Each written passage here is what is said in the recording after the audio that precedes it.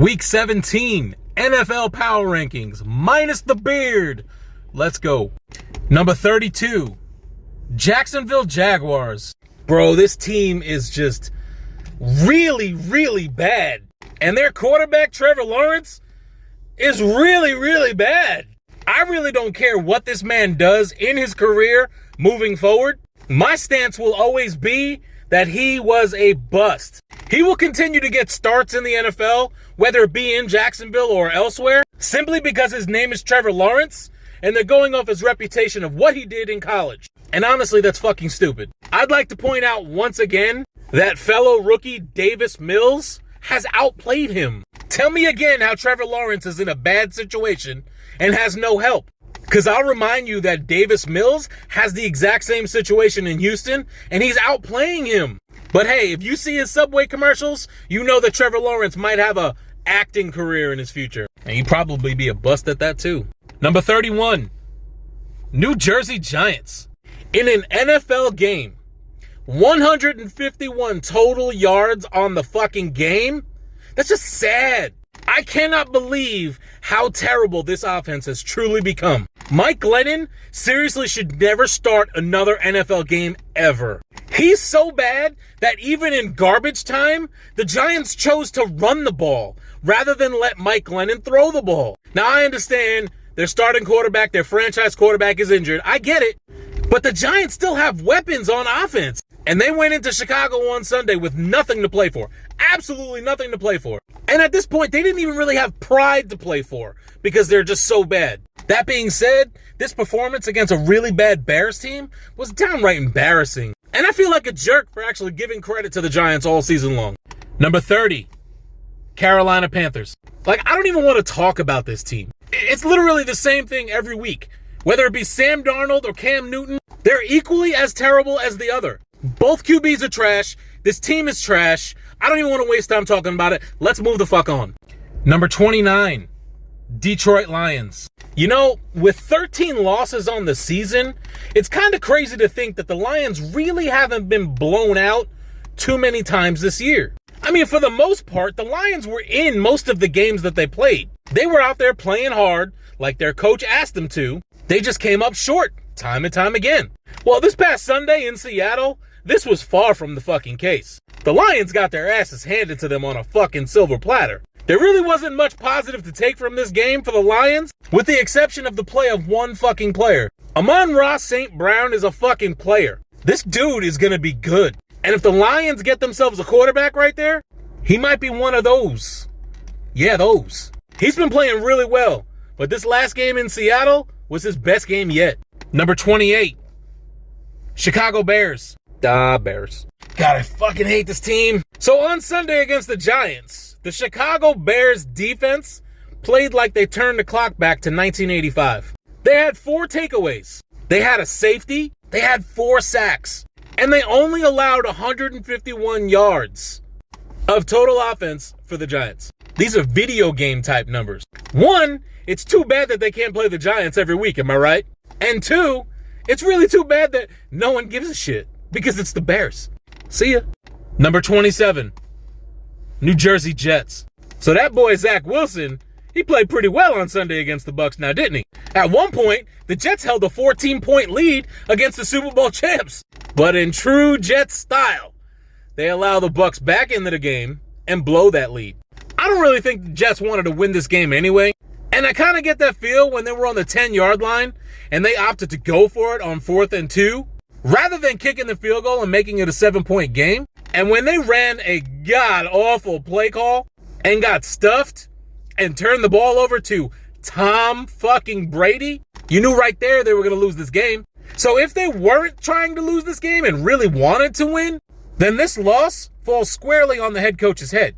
I don't even know his name because who cares? It's like Robert Saleh, I think. I think. Jets, suck. Always have sucked, always will suck. Bills, baby. Number 26, Houston Texans. Damn, man, the Texans looked like they were going to upset the Niners on Sunday. That first half, man, they looked good. I had the Texans at plus 13.5, so I was loving life. Davis Mills had a mediocre game, but he had some big plays to his wide receiver Brandon Cooks. That's some shit that Trevor Lawrence doesn't fucking do. Ultimately, the Texans lost the lead, and I didn't win with 13.5, but I ain't mad at you. This QB situation in the offseason is going to be really fun in Houston. Number 25, Cleveland Browns. Now, I'm going to be honest with you. I only watched the first half of the Monday night game between the Browns and the Steelers, but that one half of football was hands down the worst half of football I have ever seen Baker Mayfield play. This dude is 6'1". How are his passes being batted down at the line so fucking often? And as I've been saying all season long, if he's injured, why is he playing? If he's not injured, why is he playing so terribly? Maybe, just maybe, it's because that's what he is. Downright terrible. Sunday afternoon, the Browns were eliminated from playoff contentions, so they had absolutely nothing to play for on Monday night. So in the second half of this game, instead of relying on their strength, their running game, Nick Chubb was nowhere to be seen. Head coach Kevin Stefanski had Baker fucking throwing the ball like crazy. Why? Maybe they were doing that to see what they have in Baker Mayfield. Maybe they're trying to make a decision on whether they want to move forward with his punk ass or look for another quarterback. Being in the AFC, I hope they stick with him. I hope that he stays the quarterback with the Browns for all years to come so that we don't have to worry about the Browns. Number 24, Washington. All right, so Washington gets eliminated from the playoffs after losing to the Eagles on Sunday. About a month and a half ago, there was this thing called Taylor Heineke magic. Dude was playing way above his station. Fast forward to now, present time, and that dude is just Baker Mayfield bad. Washington showed some fight in the first half against the Eagles, but in the second half, that shit gone. It gone. This team collapsed, sealed their fate, and are now saying, wait till next year. And here's me holding my breath, waiting for next year for Washington to be good again. Number 23, Seattle Seahawks. A lot of people were saying that this was the last home game in the Russell Wilson, Pete Carroll era. I don't know how true that is, but if it was true, for fuck's sake, they put on a show. Granted, it was against the Lions. Come on. But when was the last time the Seattle offense looked this good? After going 3 and out on their first possession of the game, they went ahead and scored on 9 straight possessions. DK Metcalf had a game that had his fantasy owners like saying, what the fuck? Where the fuck was this all year, bruh? Rashad Penny? He was supposed to be this good 2 years ago. Better late than never, I guess. Number 22, Minnesota Vikings. All right, so the Vikings need to win to stay alive in the playoffs. As if playing the Packers in Lambeau Field on Sunday night wasn't enough, Kirk Cousins goes ahead and gets himself some COVID. And they are forced to start their backup quarterback. Man, what's his name again? Oh, hang on. Hey, Siri, what's the Minnesota Vikings backup quarterback's name? The listed quarterbacks for the Vikings are Kellen Mond and Sean Mannion. Sean Mannion, that's it. Thank you, Siri. Sean Mannion was clearly overwhelmed by both the Packers defense and the environment. And probably the cold, too, because it was fucking freezing. Not too much of a surprise, the Vikings lose to the Packers, are out of the playoffs, and I think that some big changes are coming in Minnesota during this offseason. Number 21, Denver Broncos. Broncos played the Chargers. Broncos lost to the Chargers. As much as I would love to say that it was because they were forced to start Drew Lock, homeboy actually looked pretty good. For the sake of the organization, I really hope they realize it was just because the Chargers defense was terrible. Because if they put faith and stock into this man and think that they can make him work again, it's going to be detrimental because he's not good. Number 20, Miami Dolphins. That was a nice little run for the Dolphins, wasn't it? After starting 1-7, they win 7 in a row. They go to 8-7. They're in a playoff spot. Fun. But then something weird happened. On their schedule, a good team came up. And I'll be honest with you, I'm shocked to my very core that the Dolphins lost to a good team. I mean, you win 7 in a row against the likes of the Jets and the Giants and the Panthers. Why wouldn't they beat the Titans? Now, there's a lot of people out there that said that Tua's been red hot. I still stand by my opinion that this dude is trash. And what you saw on Sunday against the Titans is truly what he is. But I'm loving the fact that they went on this nice little run because it's got the Dolphins thinking that he's the future. And being in the same division as the Buffalo Bills, I love this. I love it. I hope he starts for 10 years. Number 19, Atlanta Falcons. If Atlanta wanted to stay alive in the playoffs, they needed a win in Buffalo this weekend. And at halftime, it looked possible. They actually had a halftime lead. But shit fell apart in the second half. They intercepted Josh Allen, couldn't make points of it. Kyle Pitts got hurt, and they couldn't stop that monster Buffalo Bills run game. I'll tell you, my favorite part of this game, my favorite play, Matt Ryan scrambles out, runs in for a touchdown. After he scores, he gets in the face of Bills safety Jordan Poyer and screams some shit. Flags fly, taunting, 15 yards. Who gives a shit? Tack it onto the kickoff, right? Whatever. Well, upon review, his knee was down, no touchdown. 4th and 16, sir. Well done, Matt Ryan, well done. Number 18, Pittsburgh Steelers. All right, so the Steelers beat the Browns on Monday Night Football to keep their playoff hopes alive. But the bigger story was this is possibly Big Ben's final home game in Pittsburgh. And with those emotions and that energy in that stadium, you know what this man did? He came out onto this field and sucked donkey balls. Like, bro, you can't even get up. You you can't put more, what? My dude, you got lucky that Najee Harris had a fucking monster game. And even more so impressive was your fucking defense playing like the Steelers defense. Bro, they were on fire all fucking night long.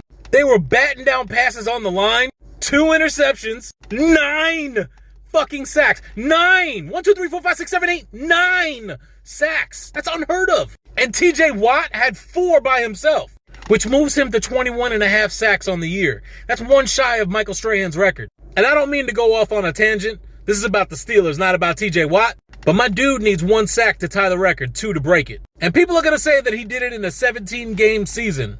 But I want you to consider this. Last night was TJ Watt's 14th game of the year. Next week is 15. That's 1 less game than Mr. Michael Strahan. Number 17, Baltimore Ravens. Missing Lamar Jackson once again. The Baltimore Ravens hosted the Los Angeles Rams and actually looked really good. The Ravens led the majority of this fucking game. And backup quarterback Tyler Huntley played well. But the most shocking part about this game was their defense, more specifically their secondary, played lights out. But ultimately the Rams rallied late and took the lead with just a minute remaining.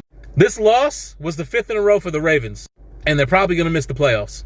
Number 16, New Orleans Saints. A strong New Orleans defense, plus playing against Cam Newton and Sam Darnold, equals a huge win for the Saints, keeping them alive in the playoff hunt. The Saints scored a touchdown on Sunday. Why is that crazy? Well, they haven't done so in 11 quarters. It's easy to say that this offense has been struggling, and thankfully their defense has been picking up that slack. Let's see if they can continue that trend and squeak into the playoffs. Number 15, Philadelphia Eagles. It wasn't pretty. It wasn't easy. But on Sunday, the Eagles came back and beat Washington to clinch a playoff spot. Even with Miles Sanders hurt, the Eagles continued with their ground game attack, which, as we all know, is vital in playoff games. Defense and the run game. Eagles got plenty of both. Number 14, San Francisco 49ers. Man, in a game that the 49ers absolutely had to have, they were forced to start their backup quarterback Trey Lance on Sunday against the Texans. And in that first half, it didn't look so good for the Niners as they went into halftime down 7-3 to the Texans. But in the second half, more specifically the fourth quarter, Trey Lance cut himself loose and the offense got back on track. Elijah Mitchell came back this week and he looked excellent. Looked like he didn't miss a fucking week. After this game, the 49ers look playoff bound. But as I said last week, I don't know who this team is. They're a different team from week to week. So we'll see. Number 13, Las Vegas Raiders. Did Derek Carr do it again? Another game-winning drive as the game was coming to a close? Really? Derek Carr was having a blasé game. It wasn't until the Colts took a late lead that he stepped up and decided, hey, it's time to fucking play football. He and Hunter Renfrow continue to be like this dynamic duo. And Sunday was just its latest installment. This was a badass win in Indianapolis against a really good Colts team. The Raiders moved to 9-7 and are now in a 3-way tie for the final 2 playoff spots in the AFC. Sunday Night Football, they host the Chargers in a win and in situation. This is going to be fun. Number 12, Los Angeles Chargers. Again, a must-win situation for the Chargers. And they got a win against the Broncos. That's the good news. The bad news, despite getting the win against the Broncos, the Chargers defense allowed Drew Lock to look like a Pro Bowler. And we all know how terrible Drew Lock is. Defense wins championships. And the Chargers ain't got one of those. Sunday Night Football against the Raiders, winning in. Can they beat the Raiders? Number 11, Indianapolis Colts. Man, it was weird. Carson Wentz played as if he hadn't practiced all week. Because he didn't. Because COVID. He got himself some COVID. That being said, he was probably still a better option than their backup quarterback, Sam Ehlinger. And they missed an opportunity to clinch a playoff spot by losing at home to the Raiders. They absolutely look like a shell of the team that they've been playing like lately. For some reason, head coach Frank Reich went the conservative route on offense late in the game.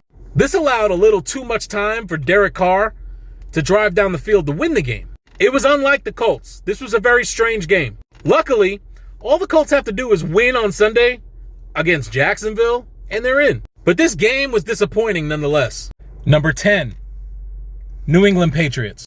So the Patriots clinch a playoff spot by beating the ever-loving piss out of the Jaguars on Sunday, 50-10.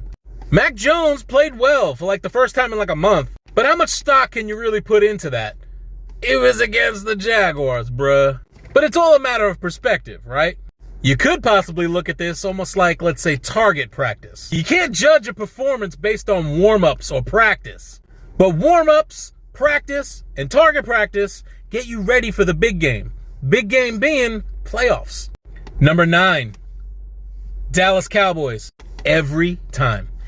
Every single fucking time. Whenever I give credit to the Cowboys for playing well, if I put them at number 1 on my rankings, or I start bragging about how good they are and how far they're going to go, this is the shit they do. I caught a lot of shit for having the Cowboys at number 1 in my rankings last week. They haven't beaten a team with a winning record, blah, blah, blah, blah. This was the perfect opportunity to shut those haters up. Put some respect on my name.